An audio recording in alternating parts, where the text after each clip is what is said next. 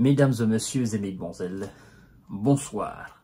Encore une fois, nous sommes dans un monde fou où chacun doit se battre pour sa survie. Chaque pays doit se battre pour son indépendance. Nous sommes dans un monde malade. Pourquoi je dis cela? Vous connaissez ce pays qu'on appelle Groenland? Oui, ce pays qui est quasi recouvert à 85% de glace. La superficie de ce pays est à 80% constituée de glace. Groenland. Vous connaissez ce pays-là. Monsieur Donald Trump, le 7 janvier passé là, dans un discours, il fait une sortie très étrange et qui fait énormément de débat, qui fait énormément parler actuellement. Monsieur Donald Trump déclare qu'il va annexer ce pays, Groenland. Alors, ce pays a une histoire très particulière. Parce que je dois vous expliquer, ce pays, cette terre, elle est géographiquement en Amérique du Nord. Mais elle appartient d'une certaine mesure au Danemark. Danemark, pays européen, donc allié des États-Unis d'Amérique, parce que Danemark fait partie de l'OTAN. Mais actuellement, ça chamboule. Alors, je dois vous expliquer. Entre le XVIIIe siècle jusqu'en 1979, on nous informe que le Groenland a toujours été sous la domination danoise. Et même, dans les bandes du 8e siècle, on nous informe que des vikings danois ont été sur cette terre. Ils se sont installés. D'ailleurs, Groenland, c'est en danois, le nom. Ça veut dire terre verte. Alors, qu'est-ce qui se passe aujourd'hui? Les États-Unis de M. Donald Trump veulent annexer le Groenland. Donc, le Premier ministre groenlandais, lui, il dit que le Groenland n'appartient ni au Danemark ni aux États-Unis et que le Groenland est un État indépendant et autonome. Voyons voir, parce qu'il y a aussi un député danois qui demande carrément l'assistance de la Russie pour ne pas que les États-Unis annexent le Groenland. Pourtant, Danemark est allié des États-Unis. Danemark n'est pas un allié de la Russie. Mais lui, il demande l'aide de Vladimir Poutine pour ne pas que M. Donald Trump annexe Groenland. Écoutez, mesdames et messieurs, nous sommes dans un monde complètement à l'envers et la situation est vraiment difficile pour les Groenlandais. Partagez la vidéo dans tous les groupes possibles. Continuez à vous abonner à ma chaîne YouTube Kanté Visionnaire de Vrai. Et mesdames et messieurs et mesdemoiselles, likez la vidéo. Je vous invite également à vous abonner à ma page Facebook, le géopolitologue. Alors, ce monsieur, qui a sa photo qui est là, c'est le premier ministre groenlandais. Menace d'annexion par Trump, le premier ministre du Groenland rappelle que le territoire appartient aux Groenlandais. Donald Trump avait déclaré ne pas pouvoir assurer qu'il n'annexerait pas le Groenland aux États-Unis. Le premier ministre du Groenland a pris la parole pour répondre au président américain. Le Groenland réplique. Le premier ministre Mutte B.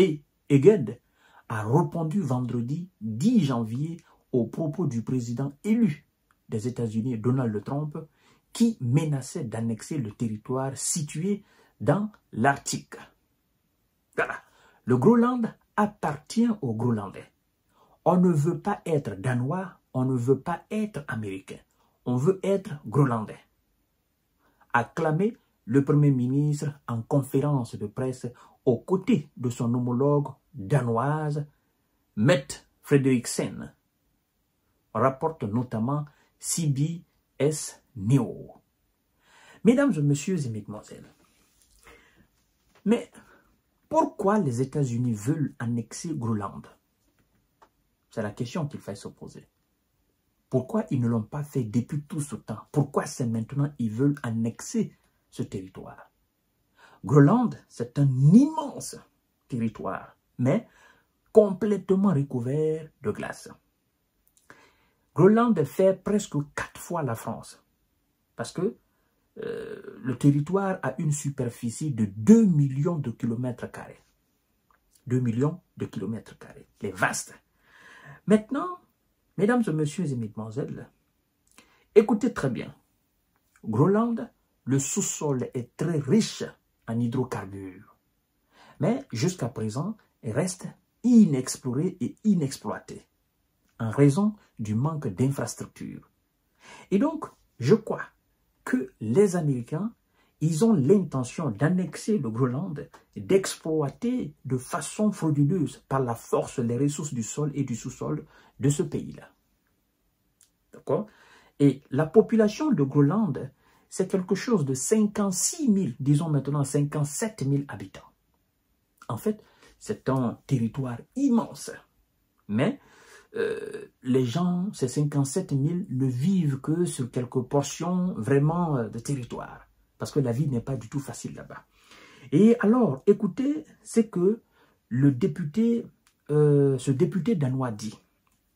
Alors, le député danois, Karsten Onge, a déclaré, face à une escalade et des tensions extrêmes, il dit, je cite, « Nous devons prendre des mesures drastiques et demander l'aide de la Russie pour résoudre le problème. » Il dit, je cite, « Je suis convaincu que notre appel sera entendu, car la Russie ne permettra pas que le Groenland devienne une partie des États-Unis. » Alors, le Groenland, en danois, effectivement, terre verte,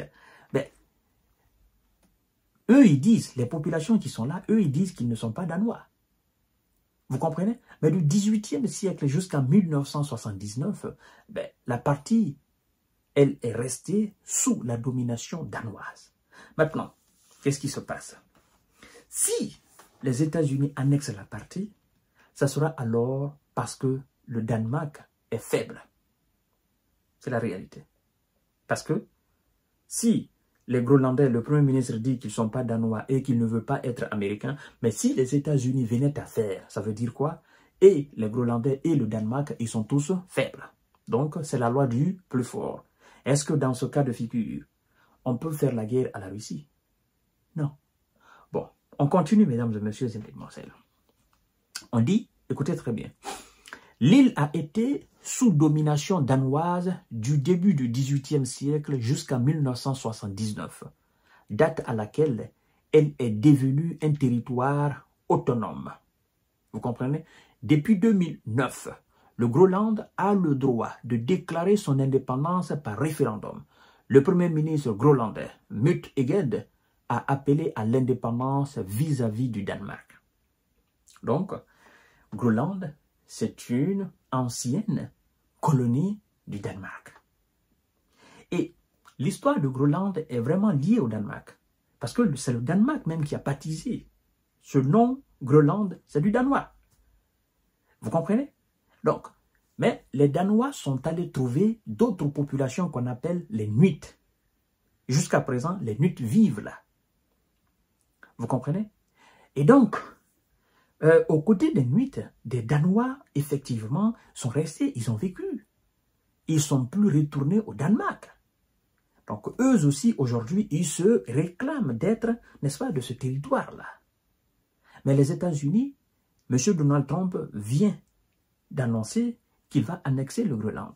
Donc, la situation est très, très compliquée.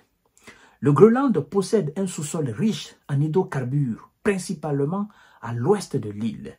Ces ressources sont pourtant, à l'heure actuelle, inexploitées en raison de la faiblesse,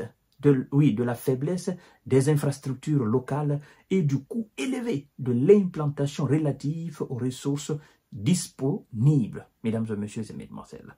Alors, le Groenland, terre verte en danois, n'a de végétal que le nom, puisque l'île de 2 millions de kilomètres carrés, près de 4 fois la superficie de la France, bordée aux 3/4 par des eaux de l'océan Arctique, est recouvert à 85% de glace. Donc, c'est une situation compliquée. Parce que Danemark ne pourra pas contrecarrer les États-Unis. Les responsables danois disent qu'ils vont s'entretenir avec les États-Unis, mais aux côtés des Danois, les populations qui y vivent là, eux, ils disent qu'ils sont autonomes. Bon, si les États-Unis veulent annexer la partie, ils ont quelle capacité pour les empêcher? Ils n'ont pas une armée pouvant les permettre d'empêcher l'annexion. Il n'y a pas d'armée. Ils n'ont pas cette capacité. Ça sera certainement de la lutte. Ils ont juste 57 000 habitants. Point barre.